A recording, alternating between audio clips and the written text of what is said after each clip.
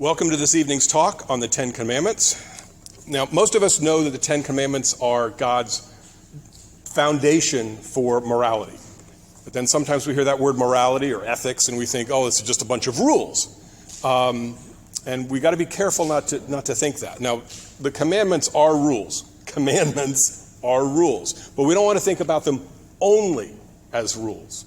In the early church, they looked at the Ten Commandments differently than we do now. They teach them differently. In the earliest centuries, the early fathers of the church for the first few centuries, and all the way through to like the 13th century with St. Thomas Aquinas and even beyond, the Ten Commandments weren't taught as a set of rules to follow, but as a way to grow in virtue.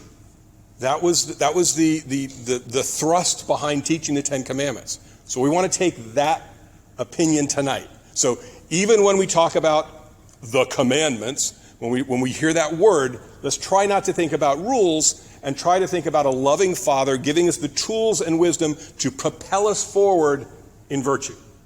That's what we want to think about tonight. I go commandment and say, no, commandment.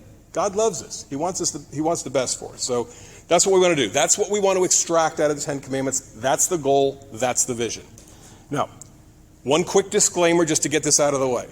Sometimes when you're talking about morality or ethics, some people might think that the person up here thinks that they've got it all together, and that's why I'm qualified to give this talk. I just want to make it perfectly clear. Nowhere close to perfect. Okay, I'm not going, as we go through the Ten Commandments, I'm not going to share with you which ones I struggle with, but I still struggle. Nowhere near perfect. But I am capable of reading good books and listening to God and saying, okay, put it all together and hand it out. I am capable of doing that. But you're hearing it from an imperfect source. Okay? But the sources that I got, and I'll at the very last slide, when I finish up, I'm going to put a slide up there that gives you the details on these books, because they're really good. This is The Ten Commandments by Monsignor Charles Pope. He writes very well, and it's a nice small book. It's about 100 pages long. I read the whole thing for you guys so that I could put this talk together. The Catechism of the Catholic Church, if you like deep theological stuff, there's about 120 pages in here on the Ten Commandments, and I did not read it all. I just grabbed a paragraph or two. And then Peter Kraft, who's a great writer, has basically his own catechism, and there's about 80 pages or so in here on the Ten Commandments. And this was really good. I'll be quoting out of each one of these as we go through. And again, I'll put the information up there at the end. And if you want to, you can look at the books when we finish. Anyway, so I bring that up and show you that, and that's just 3 books that I happen to have at home. This is an enormous subject. Okay? When you first think about the Ten Commandments, you go, okay, well, the guy's going to talk about 5 minutes on each commandment. We'll still have time for Q&A, and we'll be fine. We'll be home for dinner, kind of thing. It's an enormous subject because it expands out. So I'm only going to hit the highlights. I'm going to hit what I think is the best things to hit, and that's where we'll go for there. But there's a lot more. First of all, for the overview, we're going to break this up into 4 parts. First, we're going to look at the Old Testament view. This is where the Ten Commandments come from, the Old Testament, so we're going to look at that. Then we're going to look at the New Testament view. What did Jesus say about the Ten Commandments, and how does that guide us today? Then we're going to look at the present-day view on the Ten Commandments. And then we're going to look at the Ten Commandments themselves, the walkthrough. Now, the walkthrough can also be called the part of the talk where somebody in this room is going to get mad at me. That's just the way it's going to go. But we'll do our best not to do that because we want to grow in virtue. Okay, so on. The Old Testament. The Ten Commandments make their appearance in the book of Exodus, chapter 20, and they're also repeated in Deuteronomy 5. But everybody looks at Exodus 20 because that's where they were first given to the people. And God gives Moses the Ten Commandments. He comes down off of Mount Sinai with the 2 tablets that were literally, as the Bible says, written by the finger of God. Moses didn't go up there with a chisel. They were written by the finger of God. That's important. So he comes down and delivers those. Now, if you go to Exodus 20 and you read through it, there aren't any numbers. It's not like here's number 1, here's number 2, here's number 3. There's just a whole bunch of sentences. And if you read all the sentences, there's more than 10. But but the church has logically grouped them into 10 areas. Some of them are just single sentences, like thou shalt not kill, boom, that's it. Okay, but some of them actually contain more stuff than that. So because of that, there are different numbering formats. Different churches will have different things. And I bring this up because if you come in from another faith tradition and you've learned the numbering system there, you may get confused here. Why do you have a different numbering system? And it doesn't change the fact that the underlying text of Exodus 20 is what we all agree on. We've just grouped them slightly differently. 9 of the commandments are in common, but there's one difference in the main schools of thought on the numbering system, on the numbering systems. The one school of thought says that thou shalt not make a graven image is really important and raises that to the level of being its own commandment. Whereas another way to look at it is just that's part of thou shalt not have any other gods before me, right? So that just sort of encompasses in that. The other school of thought focuses on where God says that we shouldn't covet things. We shouldn't inordinately desire things that belong to someone else. Because in Exodus 20, that section on covet says that you shouldn't covet your neighbor's goods and you shouldn't covet your neighbor's wife. And those are two different things. But some schools of thought throw everything together on covet, and then others, like us, we say, thou shalt not covet your neighbor's wife is different than thou shalt not covet your neighbor's goods, because one is lust and one is greed. They are very different, and combating those two and getting it right in our heads is important. So we take our cue from St. Augustine, who put that numbering system together and elevates the thou shalt not covet your neighbor's wife. So that's that. And from this point forward, I'm only going to talk about the way we number things, because otherwise it gets confusing and I talk all night about going back and forth. The way we number things, the first 3 commandments are our relationship with God, and the last 7 are our relationship with our neighbor. So 3 for God, 7 for neighbor. And again, it makes no difference in the end how we group these things, because everybody knows that Exodus 20 is sitting there with all the words, and we have to do everything. So it doesn't really matter how we number them. It's a good way to remember it, and then we should know how it expands in Exodus 20. Now, a few weeks ago, when we were talking about a few weeks ago when we were talking about the Kerygma and Genesis 1, the creation account. In the creation account, that's the creation of the natural order, the physical world that we're used to. So that's the physical world. The 10 Commandments are God's creation of the moral order. So one's more physical and then one's more spiritual. So we see now both creation accounts, if you want to call it that, and both times what God is doing is creating order out of chaos. In one, creating everything that we see around us and making it intelligible so that we can understand it. And now he's doing the same thing with morality. He's making it intelligible so we can understand it. Now, in addition to the 10 Commandments, there are other laws in the Old Testament that were written by Moses, and therefore they're called the Mosaic laws. So there are additional laws called the Mosaic laws because they come from Moses, and there's 613 of them. Luckily, we don't have to memorize all of those, but there's a bunch of them, and part of the reason why there are so many additional laws that Moses had to fill in is because the 10 Commandments are like a starter set of morality, and some of them are external laws. What do I mean by that?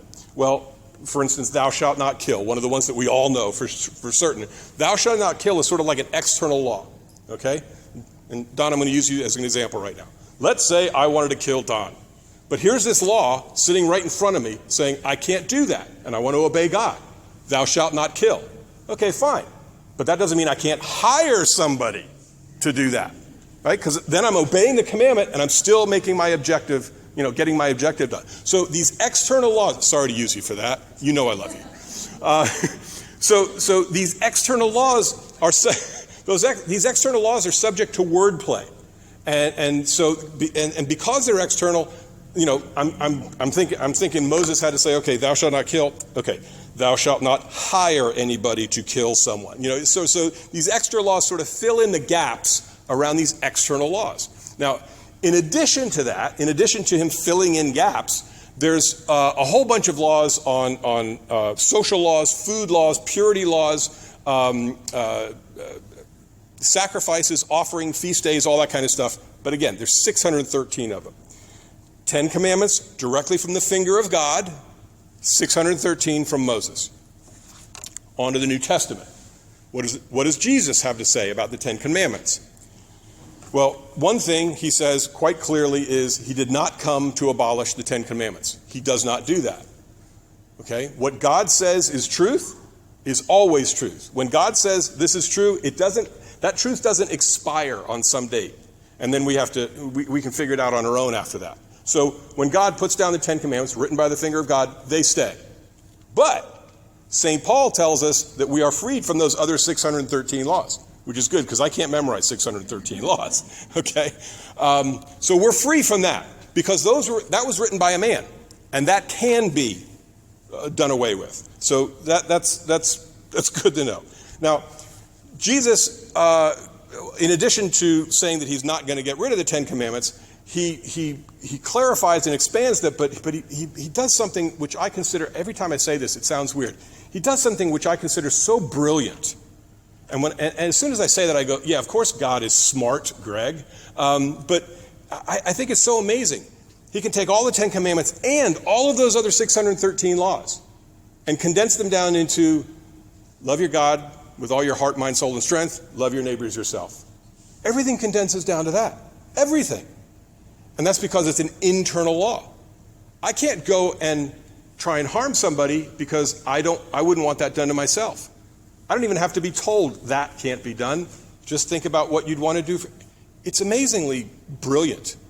And again, I'm not saying, wow, we should all know that God's smart. We know that. It's just every time I think about it, it's amazing. So he replaces the external laws with internal laws. And that makes it much easier to remember, but sometimes it makes it harder to comply with because it just encompasses everything. It makes us think before we even start to act because it's internal. Now, Jesus explicitly teaches us to expand the 10 commandments from the letter of the law to the spirit of the law, which is what I was talking about here. Thou shalt not kill is the letter of the law, so I can get around it with fancy wordplay. But the spirit of the law is don't harm somebody. And you can't change, you can't get around that once it's an internal law. He says in Matthew 5, he says, you have heard it said, you shall not kill. But I say that even if you're angry with somebody, that's bad. He's teaching us we need to expand the commandments in the direction of love. So the 10 commandments are a starting point, but then we expand them in the direction of love, which takes some active effort on our part to think about how to do that. And that's where we grow in virtue when we do that, and we do that automatically. And this is what I meant by, at the very beginning, it says the 10 plus commandments, because there's 10, and then Jesus gets rid of the 613, but adds 2. But then in adding those 2, he's taking those 10 and making them blossom. And we can grow those however we need so that we can grow in virtue. And different people have different things that they need to focus on, so we can do that. So that's the New Testament. That's the Old Testament. That's the New Testament. Now, what about present day? Okay, what does the present day culture think about the 10 Commandments? Multiple choice. I heard suggestions. I heard, basically, I think we can all agree that the modern culture is openly hostile to the 10 Commandments. They don't like anything, in the way of doing everything immoral. It's just the way it goes. So they don't want any moral discipline, and therefore they don't like the 10 Commandments. But our mindset, our goal is to be with God. Our mindset is to grow in virtue. So we don't really care what the world says. We can live in the world, but we can be different. We can be sacred. We can be holy and set apart from this generation. We want to grow in virtue and be with God.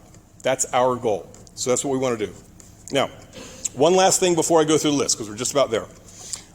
Some of the commandments are written as a positive thing. Thou shalt do something. And then some of them are written as thou shalt not.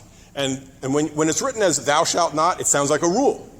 But you can reword it and say the same thing, mean the same thing as a positive. So anytime we come up with a commandment that has sort of a negative, I'm gonna give an option to think about it in a positive way, because we want to grow in virtue. We don't want to think about these as rules, although they are commandments. That doesn't change, but we want to think about them in a different way. So we want to do this as an exercise in building virtue, not just obeying rules. So, first commandment: I am the Lord your God. You shall have no other gods before me, or sometimes no strange gods before me. Now, that's a slightly negative, because it says you shall have no other gods before me. So let's reword this a little bit. Same concept. I am the Lord your God. You shall be faithful to the one true God. You'll have no other gods before you. You'll be faithful to the one true God. And this sort of goes back to what we were talking about last week with the creed, right? I believe in one God. And why do we believe in one God? Because there is one God. That's an objective truth. We have found that truth. We proclaim that truth. We entrust ourselves to that truth, and we know it. So it wouldn't make any sense to have any other gods before God, because there aren't any other gods before God. But God had to explain this to the people back then, because the Israelites lived amongst people, or close to people, that prayed to multiple gods. They're not really gods. They're all small g, which means false gods. But, they would carve little images and put them around their house and, pray to that one at 2 o'clock and pray to this one at 3 o'clock and all that kind of stuff. And by being close to these people, that started infiltrating into their society. So God had to make it clear. There is one true God. Be faithful to me. Period. Don't do those. Okay? So we entrust ourselves to the fact there's one true God, and therefore we reject idols. But it's important to know what an idol is. It's very important. In Old Testament times, like I said, people were surrounded by other idols, or surrounded by people that believed in other gods, so it would sort of infiltrate in. And they would think that these are gods. So there's the one true God, and there's this one that's involved in planting trees, and this one's involved in whatever. And, so they kind of do this. And what they would do is they literally carve little idols and put them around and pray to them because they were other gods. And if you go to Exodus 20, God specifically says this: you shall not make for yourself a graven image or any likeness of anything that is in heaven above, or that is in earth beneath, or that is in the water under the earth. Continues to say, you shall not bow down to them or serve them. In other words, you shall not have an idol. Okay? Very clear. But God can't mean that we're not supposed to make any likeness. That doesn't make any sense. First of all, as Catholics, we love our statues. In the room we're in, we don't have any, but we love them. They're great. Artwork and all that kind of stuff is fantastic. Okay? God can't possibly mean don't make any likenesses. Because just a few chapters before Exodus 20, he told Moses specifically to make a serpent out of bronze to heal people. And then a couple of chapters after he gives him this commandment, he says, make 2 cherubim to put on which are in heaven above. They're angels. So make these. So he can't possibly be saying don't make any likenesses. He's saying don't make any likenesses and think they're gods and bow down to them. Don't worship idols. Period. But artwork, fine. I'm going to command you to do that. So don't worry about that part. Other people don't think of it that way, so they elevate this graven image thing because it's a really cool phrase, graven image. Right next to it is likeness. Likeness is much easier to think about, okay? But this graven image just has this gravitas to it. So they go, oh, we can't have a graven image. Paint all the walls white. Let's just sit in an empty room and worship God, which is good enough. But art and beautiful images are good too. So God told Moses to make those things, but he never told them to bow down to them. And that's the difference. Some people claim that Catholics worship images. And if they believe that, they're wrong on 2 counts. Number 1, no Catholic worships an image. We understand there's one true God. We may venerate an image or honor an image if it's a particular image, but we never worship or adore it. That's for God alone. That's number one. Number two is that honor that we may show to that image is reserved for what that image points to. That's what we're focused on. That's just a reminder of what that is. Think about all the photographs that are in your house, okay? Of family members, of children, of grandchildren, of nieces or nephews, of parents, whatever. All these pictures that remind you of the people you love. Does anybody worship the pictures? Those are reminders of who you actually love. That's a good thing. That's a good thing because it's held in front of you and you remember that. But you're smart enough to know that I actually worship the thing that it points to. Or excuse me, not worship. Your family you don't worship. God you worship. But you honor and you think about those people. You love them. Anyway, so that's that. So in the modern day, no Christian really worships idols. Or do they?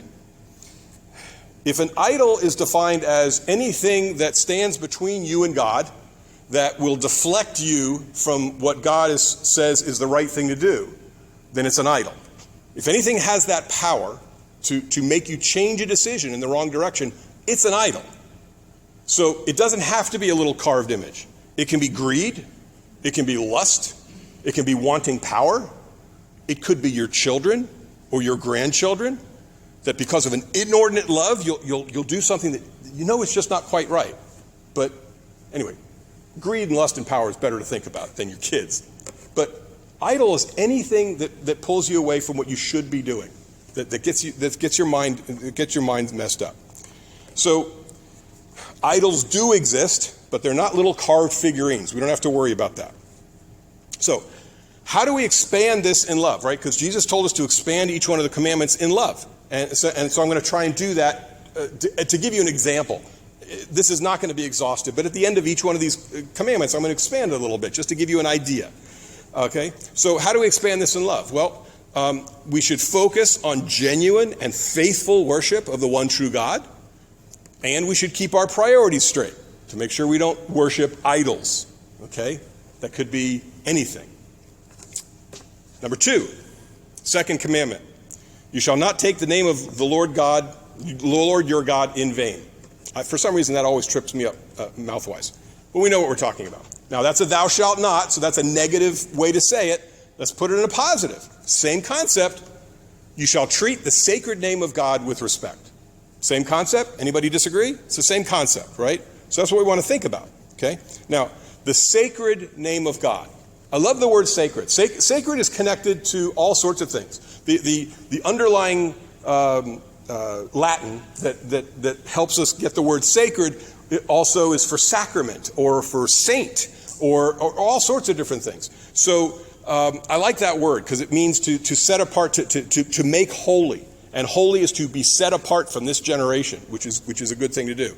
And the name of God is certainly sacred. Now the opposite of sacred is another word that I love. Not that I love doing it, it's just I love the word. It's profane. The opposite of sacred is profane. It's where we get the word profanity from. Now, we all know what profanity is, but the word profane is not really something we use all the time, so I'll define it for you, okay? The word profane also comes from the Latin, and if you break it in two parts, it's profanum. That's where we get profane. Profanum. Pro meaning in front of or outside, and fanum meaning temple. So anything that is outside the temple is in ordinary world. Anything that's inside the temple is sacred. So you profane something when you take something that's supposed to be inside the temple, something sacred, and you just make it ordinary. So when we take the Lord's name in vain, we start sacred and we make it ordinary. And we shouldn't do that because it's the most sacred. This is the most sacred name that there is. So and profane happens to rhyme with vain, but they're not related. And vain means useless or empty, which is the same concept. It's outside the temple. It's vain. It's outside being sacred. Now, today, many people have lost a sense of the holy, but not Catholics. We haven't lost the sense of the holy and the sacred. Look at our liturgy, sacred. Look at our buildings. There are parts of our buildings that are sacred. And we take that cue directly from the Word of God, directly from His mouth. Just after chapter 20, when he gives us the Ten Commandments, he takes Moses up the mountain again, and he sits with him and starts explaining how he wants the liturgy done, how he wants the buildings constructed, etc. He spends all of chapters 25 through 31 doing that. And then he continues in chapters 35 through 40. 13 chapters. God is sitting with Moses and saying, this is how I want worship to be done. This is the sacred manner in which worship should be done. It's not supposed to be a laser light show with a band. That's not the way I want to be worshiped. This is the way. So we take our cue from that. It's sacred. So I counted it up because I'm a math guy and I just had to. Those 13 chapters add up to roughly 11,000 words. The Gospel of Mark is only 15,000 words. So God spends almost the same size as the entire Gospel of Mark just explaining to Moses how he wants liturgy to be done. We take it seriously, so that's why we pattern it after this. It's sacred. God explicitly says that he wants to take worship seriously. So we take him at his word. Now, of all the words that God has used and given us in the Bible, there's one that stands out above all, which I think you can probably figure it out. It's the name of God. And that's revealed to Moses at the burning bush. And God says, I am, right? Moses says, who should I say sent me? I am. That's the name of God. I am. And that conveys certain things. First of all, it says, I am. Not that I was and I am and I always will be. There's only a present for God. I am. And God also doesn't say, well, I'm this or I'm this or I'm this or I'm this. No, I just am. I'm existence itself. So that divine name, I am, or in Hebrew, Yahweh, is the divine name. The problem with this is we happen to use those two words all the time in normal speech. I am hungry, I am tired, I am, whatever. So it would really mess up speech to do that. And we're not using the Lord's name when we say, I am tired. Now, if I came up here and said, I am, then I would be trying to use the Lord's name. That's not what we want to do. But if I said, I'm really tired, that's not doing that. But there are specific words that are God's name.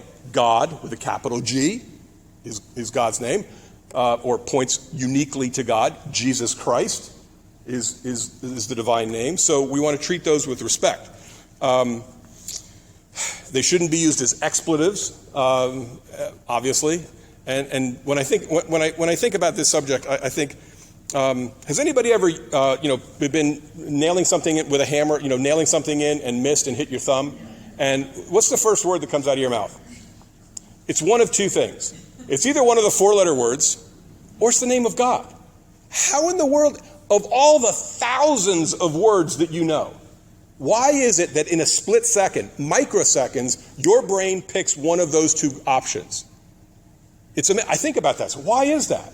And I think it's because modern culture, and extending back generations, modern culture has, the evil parts of modern culture has trained us to take the Lord's name in vain. It's conditioned us that that's one of the things that we use. That's an expletive.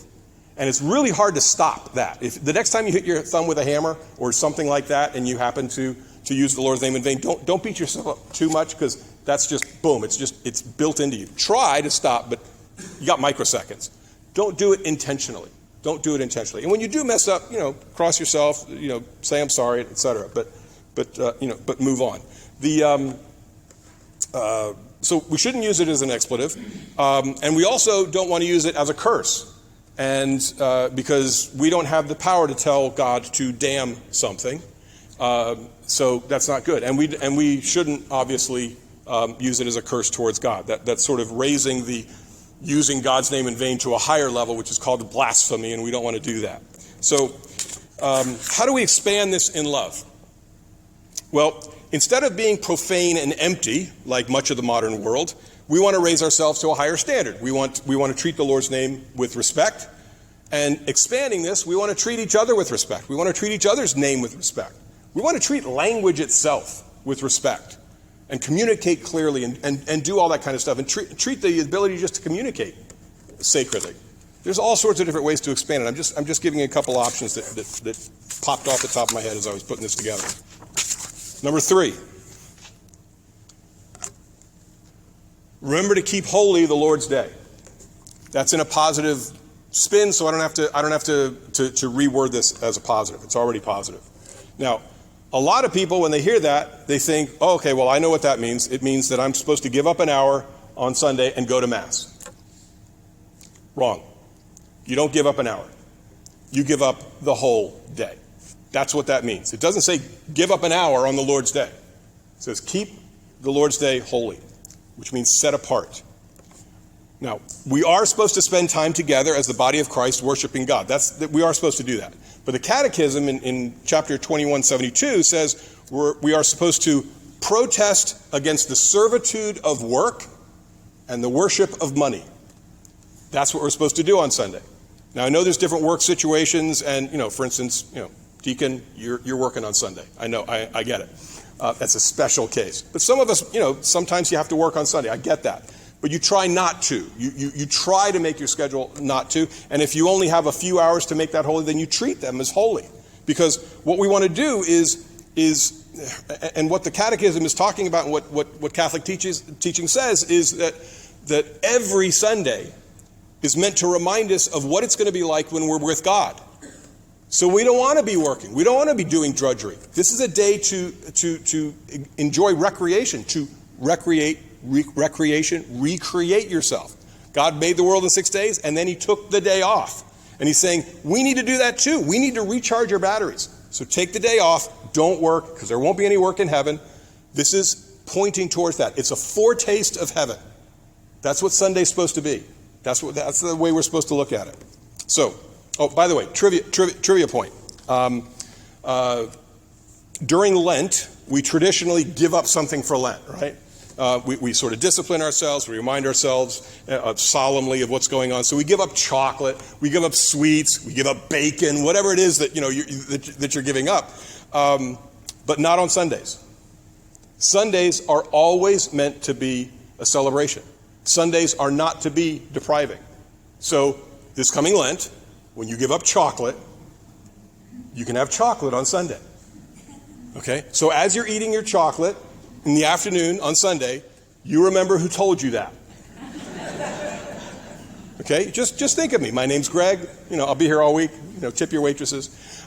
So it's always meant to be a day of celebration, even during Lent, even during that solemn time of the year.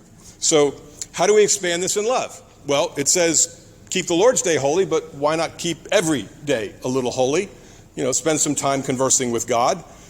Be grateful for every single day, for every portion of the day where you're not working. Be grateful for that, and take a little effort to try and make someone else's day a little bit more like heaven when you get a chance. Number 4, honor your father and mother. That's another one that's positive already. I don't have to reword that. Now, honor your mother and father, that's one that's very, very obvious. Children have a specific duty and responsibility to show respect, gratitude, and obedience to their parents. Period. That's it. It's real easy to understand. But it creates a complementary responsibility for the parents. And I know that not every situation is perfect, but parents need to do everything they can to be worthy of that respect and gratitude and obedience. Otherwise, there's nothing really there to be grateful for. There's nothing really there to honor. So the parents do have that responsibility. No family situation is perfect. If you go back to my childhood, it was not a perfect nuclear family by any means. But we do the best we can with what we've got. So as much as possible, parents and grandparents should provide and protect for the children, be a good example, be the primary moral educators and spiritual examples for the kids. You've got the obligation and the privilege of doing that. Exercise a proper amount of discipline, keeping in mind that they are human persons too, and they deserve a certain respect, but not in the same kind of respect that a parent deserves. And again, this is because if the parent falls short, and I know there's different situations, if the parent falls short, there's nothing there for the child to genuinely honor. So you don't want to leave any gaps in that relationship. Sounds like I've turned this from what the children owe to what the parents owe, but there's not little toddlers running around, so I don't have to talk to them. I'm talking to you guys. It's the way it goes. So how do we expand this in love? Well, we want, it makes sense to, if honor is important, then we should honor everyone. We should honor others. We should strive to be able to do that. We should strive to be worthy of honor ourselves, regardless of a family bond. And this is when it's appropriate. In employer-employee relationships, where there's that same or a similar kind of authority as there is with parent and children, then there should be, honor and respect, and being worthy of the honor and respect. Police, citizen, whatever, whenever that bond is correct and properly done on both sides, we should try and do that. We should honor others and be worthy of honor ourselves. On to number 5. Now, on number 5 and number 6, this is where I might get somebody mad at me. Sorry, it's just the way it goes. I'm taking it from these authors and spilling it out to you. It's the way it goes. Anyway, so, you shall not kill. Now, that's obviously a negative one, so let's spin this in a positive thing. Same concept, you shall respect life. Right? Same concept? Same concept. Now, first, to clarify, thou shalt not kill. The word for kill in the original Hebrew actually means murder. So it's not just kill, it's murder. So you shall not take an innocent life is what it means. There are justifiable reasons and times when you should take a life. For instance, if you look at the bottom, it says, you shall respect life. That includes your own. So if you're being attacked for self-defense, it is justifiable to take a life because that person's not innocent and you are. So you've got both sides there, and the innocent person wins is where it goes. We get the church's teaching on capital punishment from this one. If there's any other way other than capital punishment to protect society effectively, then we should do that. But there are times when that's not possible. I can't remember the guy's name, but there's a big drug kingpin. He's been locked up several times, but because he's a multi-billionaire and all of his buddies know that if they break him out, they're going to be given millions. They've done things like start digging tunnels a mile away from the prison, dig all the way up underneath his cell, and break him out. So there's almost no way to protect society from this guy, as an example. Okay? I'm not trying to make the case for killing this particular guy. But in those kinds of examples where there's literally no way to protect society, then capital punishment is acceptable. Because, again, go to the bottom one, respect life. That means the innocence as well. So it's a tough one, but that's the way it goes. Now, how do we expand this in love? It's a little early in this to do this, but you'll see why in a sec. I'm going to expand this in love right away. First of all, we can think of anything that simply hurts somebody. Okay, if the commandment is love your neighbor as yourself, then sure, I shouldn't kill that person, but I also shouldn't break his arm. So anything that hurts, emotionally, physically, whatever, we shouldn't do that. Now, before I go on, I want to make one thing perfectly clear. This is another disclaimer or another point where I really need to state one thing very, very clearly. For the next couple of minutes, I'm going to touch on some sensitive topics that you possibly may have been involved in earlier in your life.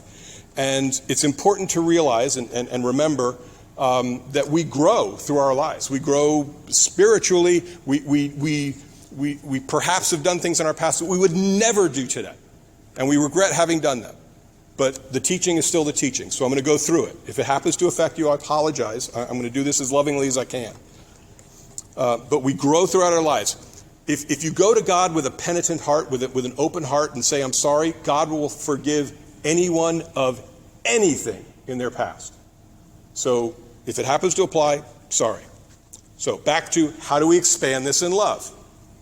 Well, basically we recognize that all life is sacred, from conception to natural death. Even our own life is not our own. It belongs to God. And today's culture would love to have us believe certain lies. It would love to have us believe that euthanasia is acceptable, that mercy killings are acceptable, that physician-assisted suicide is just another medical option, and that abortion is an absolute right. And it's an absolute lie. We don't have that right. These situations are incredibly personal, they're incredibly emotional, and I haven't gone through them myself, so I'm not up here speaking as somebody who's gone through it. I tell you from my wisdom. I can just tell you what the church teaches, what God has taught us. It doesn't change the fact that culture right now, and has been for a while, but really ramping up, the idea that they're working overtime to deceive us with very clever emotional arguments, trying to convince us to be okay with taking innocent life. And it's not correct. It's not true. And sometimes they try and convince us to take our own. The Catechism in paragraph 2258 says, human life is sacred, and no one, under any circumstance, can claim for himself the right to destroy an innocent human being. We just simply don't have that right. Life is connected to God, not to us. God's the only one that can make that decision. We need to respect life, even our own. St. Paul says that you are not your own. You were bought with a price. Christ died on the cross for you. You were bought with a price. We're not even our own. We can't even make the decision for ourselves. Now, again, I've never been challenged with the things that perhaps some of you have been challenged with. But it doesn't change the fact that while emotions certainly play a part in situations like this, no question about it, they shouldn't play the only part in situations like that. We should go back to our faith. We should go back to what God teaches. We should go back to whatever healing that can be done in that regard. The world tries to convince us that suffering, for instance, is useless. Is suffering useless? Look at Christ's cross. Was that a useless endeavor on his part? Suffering can be very, very powerful. The church has a teaching called redemptive suffering, which is, hopefully none of us have to use redemptive suffering right now, but it's a good one to know for perhaps later on in life. Pope St. John Paul II teaches us that while Jesus on the cross redeems the entire world, there's nothing insufficient with his suffering. There's nothing insufficient with his sacrifice. He redeemed the entire world. It's totally complete. But Pope St. John Paul II teaches us that God wants us to share with him, and he wants to offer us some dignity to be able to share in that sacrifice. So God opens up a tiny window where when we're suffering, we can unite our suffering to the cross. We can offer it up and be part of the redemption of the world. So if you're laying in bed and you're laid up sick for a little while, you offer up that pain. If you broke something, if you're doing yard work, for crying out loud, you can offer up that pain and say, God, please use that pain. Thank you for giving me the dignity to participate in this. I offer this up for my nephew, for my niece, for my whatever family member, whatever, whoever you love. Offer it up, and you can participate with that. Jesus' sacrifice is perfect, but God wants to give us the dignity to participate with that. So you can do that even when you're doing yard work or working overtime, anything that's just suffering in general. But you can also remember that on your deathbed. There might be a time where you know that, you've only got a couple of days left. You can't do anything functional for the church. You can't do anything for your faith. Yes, you can. You can offer up the suffering that you're going through and say, use it. Use it. Don't just throw it away. Use it. Redemptive suffering is very powerful. We can always be active, participating members of the body of Christ, even when we're sitting on our deathbed. Remember to offer it up. When we know that every single human life is precious, then we grow in virtue. Thus endeth the first bombshell of the evening, thou shalt not kill. Now we move on to the second one. The sixth and ninth commandments, because they're connected, you'll see in a second. First of all, you shall not commit adultery. Now that's not the bombshell, because I don't expect any of you are committing adultery. But the ninth commandment sort of goes along with it. It's sort of an expansion. It says, you shall not covet your neighbor's wife.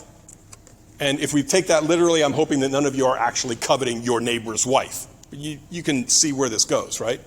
The word covet, by the way, because it's not a common word, I think we all know what it means, but it means to inordinately or strongly desire something that belongs to someone else. That's what covet is. So technically, adultery is a married person having sex with anyone who is not their spouse. That's pretty obvious.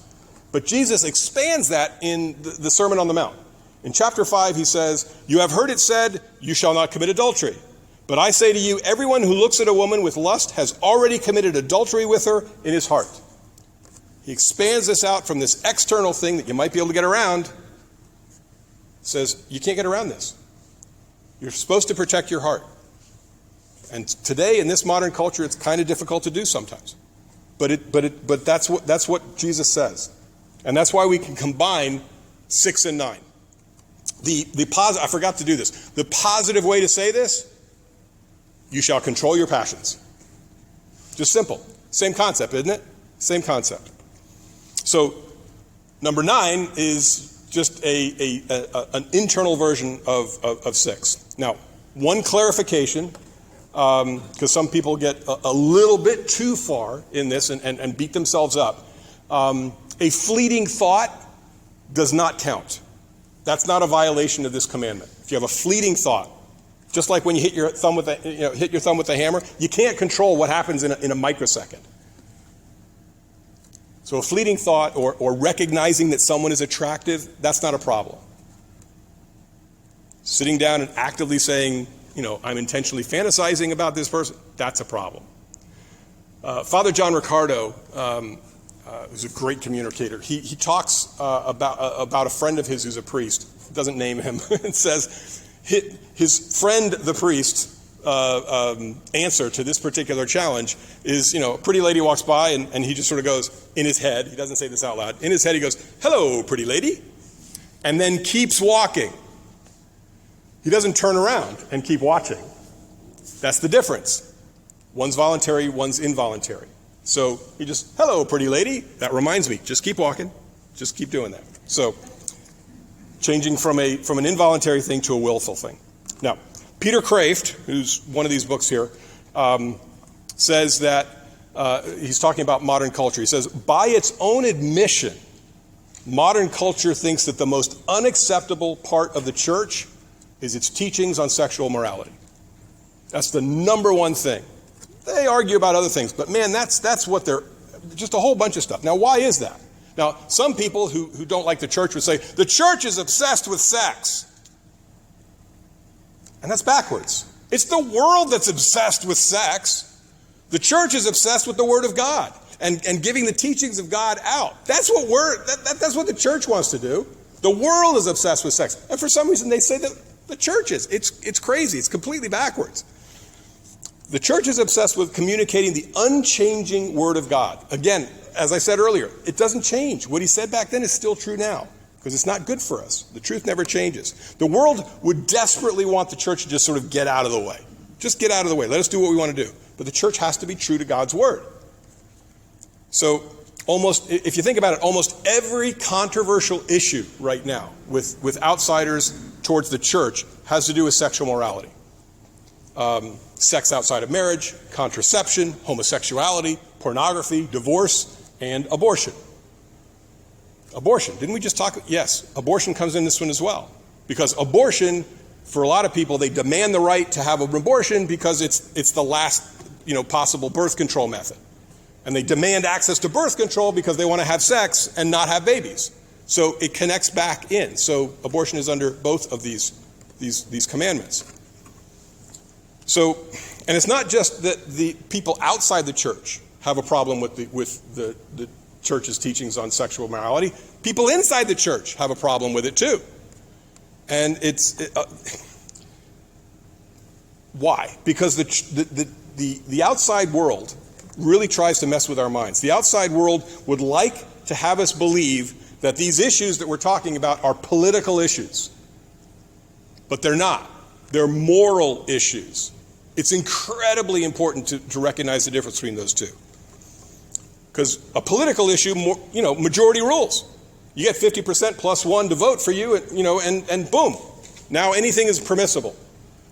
But with moral issues, there is only one vote. God.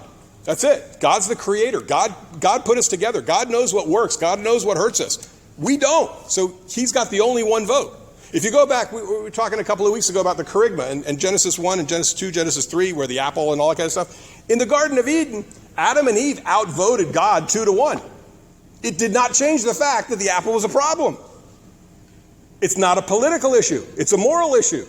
There was only one vote in the garden. They didn't understand that. Do we understand that? We got to be really, really, really careful because the world would like to reframe moral issues as political issues. And we have to be on the lookout and be careful that we don't fall into that trap and think it's a political issue. Oh, well, these people want it, so therefore it should happen. We should be compassionate. No, God says this is wrong. It's wrong. There's only one vote. And we got to be careful not to fall into that trap. If it's a moral issue, there is only one vote. We have to know that. So, because we don't have the capacity to relabel things. We're not a creator. Now, that brings up another issue, and this, again, goes back to Kraft. He says this. He says, if you look at Old Testament times, if you look at New Testament times, if you look at present day, mankind has never been really good at keeping the commandments very well. Okay? That's just throughout history. But in ages past, even though people couldn't really, adhere perfectly, they all accepted the fact that these were the ideals to strive for, that this would be good. Today, culture is absolutely saying no. They've abandoned all pretense of thinking that these are important. They actively say this is wrong. So it's an all-out war on God's plan for sexuality, on family, on anything that involves this. And many people basically want to rip certain parts of the Bible just out. They just want to rip it out. Rip out this page, rip out this verse, rip out this chapter, or whatever else like that. And it doesn't change the fact that God put the ink on the page. God didn't put the ink on the page. The printer put the ink on the page, but God said it. Tearing it out of the Bible doesn't change the truth. But it does change the fact that if you erase it from your mind and say that doesn't matter anymore, then you go down this path and you can't grow later on and come back to God because you've ripped out the rule. There's nothing pulling you back. So we need to, if not ourselves, we need to help other people realize that's still an ideal. You may not be on board with it right now, but you got to at least admit that this is the ideal for you, for your family, for everybody else. Okay, you're not doing it right now, but just accept that it's the ideal because that's what's going to pull us back to God. God has a plan for sex and sexuality, and God knows that certain deviations from that plan are harmful to us. So he warns us about it. And the church passes along those warnings. We shouldn't expect the world to accept these teachings because the world did not create these teachings. God did. And they're actively hostile towards it right now. Towards him. So if you struggle with any of these teachings, any one of the particular aspects of this, or if you know anybody who does, I'd say get a hold of the Catechism if you like deep theological explanations of it, or go on YouTube and find Father Mike Schmitz. He talks about a lot of these issues very lovingly, very clearly, and he's a fantastic young priest who just has a great gift at explaining difficult things very, very well. So Father Mike Schmitz is for that. Sometimes we need to be humble enough to listen to God, and because humility is a virtue, and so is chastity. So, with that done, the two bombshells are out of the way tonight. Nobody's thrown anything at me, so I'm in good shape. The last two are pretty quick and really shouldn't get anybody upset. So we'll move on. Next one is the 7th and the 10th commandment. Just like the 6th and the 9th one go together, the 7th and 10th also go together. The 7th is, you shall not steal.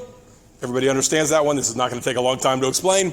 And the second one is, you shall not covet your neighbor's goods, which we've discussed before. And you can see how thou shalt not covet thy neighbor's good can lead to stealing. So they can be grouped together. The positive way to say that is, you shall respect other people's property.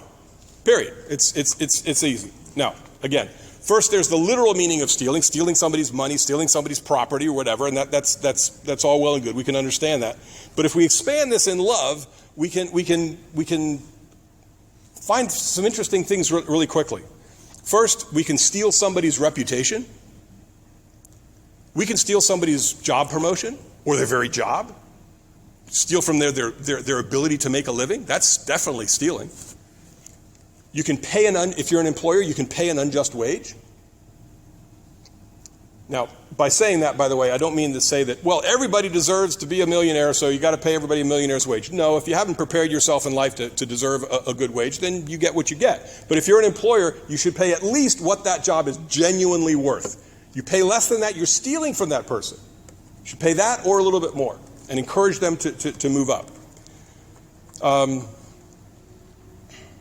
lost my place. Oh, and if you simply damage property, you key somebody's car, you're not actually getting anything, you're not stealing anything, but you are stealing their, enjoyment of the vehicle. Okay, and of course, if you do worse things to the car, it's even worse. Now, this commandment is linked to the church's teaching on economics. So it also explains our responsibility to give charitably to the poor. It connects in there. Just like don't pay an unjust wage, you want to look out for people. So we have that responsibility to give charity to the poor, but we're not supposed to just hand it over and not think about it. We don't want to hand it off to some big charity. We want to do it at the most local level possible. That's the Catholic teaching, the Catholic teaching of subsidiarity. You want to do everything at the most local level possible. Why? Because there's accountability at local level. You can check it out. And that's one of our responsibilities too. We're not supposed to just, here's some money, here's some canned goods, here's some whatever. We're supposed to make sure that that's actually done properly. Why? Because if we don't, then it's a double problem. You've lost whatever it is that you gave, but the person who could have benefited from it doesn't benefit because it's being squandered in some charity. You don't give to the UN Food Bank, you can't audit the UN Food Bank. But we've got an outreach center right here. Donate here. Forget about sending them a check. You can't check that. Over here, if you're curious to know that things are being done right, you walk over there, you see if it's being done right. And if it's not, you stop giving there and you find some other place to give. We have a responsibility to do that. And it's tied into the fact that we have a responsibility to give charity in the first place. If we give charity, it's just going down a hole, we're not doing it. We're not giving charity. So we have the responsibility to make sure that it's being done right. So due diligence and switch charities if it's bad. Stop giving to a bad charity if you are. And if you don't know, research them. Otherwise, you're not actually being charitable. You think you are, but you don't actually know. So you want to do that. Now, has anybody been keeping track of the commandments we've done and know which one is the last one I've got to do? Which one? 8. Thank you. The 8th commandment. You shall not bear false witness against your neighbor. Again, that's a negative one, so we'll spin this into the positive and say, you shall be truthful. Same thing, right? Same thing. Now, being truthful has more aspects, perhaps, than you realize. It's more than just, don't tell lies and don't perjure yourself in court and don't slander people. It's more than just that. God gave us rational minds. He gave us a beautiful gift of being able to think things through and process information and figure out what we want, for the betterment of our family or whatever else like that. We process that with rational minds. And rational minds, the fuel for rational minds is facts. So when we lie, we mess up we mess up the natural order. We mess up the moral order because we're feeding somebody something that their brain that can't process properly. So we don't want to do that. It goes against the whole order. It's not just a single lie. It goes against the fact that they can't process it right. Now, one of the things about being truthful, there's some people, and I don't expect this occurs to anybody in this room, okay? But see if you can recognize what I'm about to describe. There are people who are skilled enough to literally say the true thing, but they are deceiving you. You know who I'm talking about? They're very careful, but they use just the right words to steer you in the wrong direction. They're deceiving you with truths. Some people call them half-truths, but it's a way to steer. Only the worst snakes in the world know how to do this very well. Okay, that's why I'm saying I don't expect anybody in this room that's done this. Anyway, we want to stay away from those people. We want to be aware. Now, we can also lie to ourselves. That's usually when we're trying to rationalize something that we shouldn't do, but we lie to ourselves and say this is okay, and we're just lying to ourselves. Or we voluntarily accept a lie from the outside, which is the same thing as lying to yourself. We voluntarily accept the lie from the outside because it gives us permission, quote unquote. But that permission isn't the right vote. There's only one vote. It's God. We already talked about that. Now, I'm old enough to remember a time several decades ago when you could just shake somebody's hand and it meant something. If we were going to do business together, I could shake your hand. That's it. No contracts, no lawyers. We didn't need any of that. Your word is your bond. And unfortunately, that's not quite the way it is right now. And I grieve for that. I hope it's coming back at some point. I hope I live to see it come back. But that was a more delightful time to live in. So being untruthful in some way makes the world slightly less delightful to live in. So that's another reason. Now, another personal tangent, real quick, and then we're going to wrap up. I'm also old enough to remember, because I'm a math and science guy, remember? I'm old enough to remember when science actually looked for the truth, which it most of the time does not do right now. And but in a strange way, I'm actually glad that it happened this way, that there's been this attack on truth, specifically in the sciences, because that's sort of where my head was at. I love chewing on facts, and I somehow subconsciously, because I didn't really think about it at the time, consciously, I sort of realized that facts were getting slipperier and not as you couldn't count on them, and it was just like these massive, strong tent poles of truths were sort of disappearing, and now they were in sand and they were moving, and I just sort of had that feeling. And as most of you know, for the first 48 years of my life, I didn't have faith, and I came to faith about 12 years ago. So this was all happening, about 13 years ago, say. And this was happening, again, not consciously, but something in my brain said that truth is slipping away.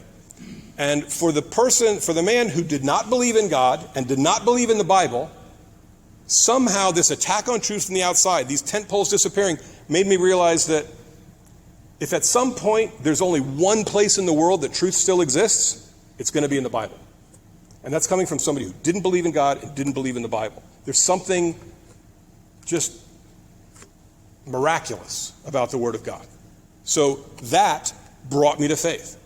Over a period of time, it took about a year, but that pulled me towards faith. So I'm actually, in a very strange way, grateful for the attack on faith. I also look at it as, and perhaps you don't see it because it's not really on the mainstream news, but all throughout the country, college campuses, there's revivals, people coming to faith, college kids coming to faith, because I think when truth is under attack, when truth is unstable, people naturally, myself included, drift towards the most true thing that there is, which is God and His church.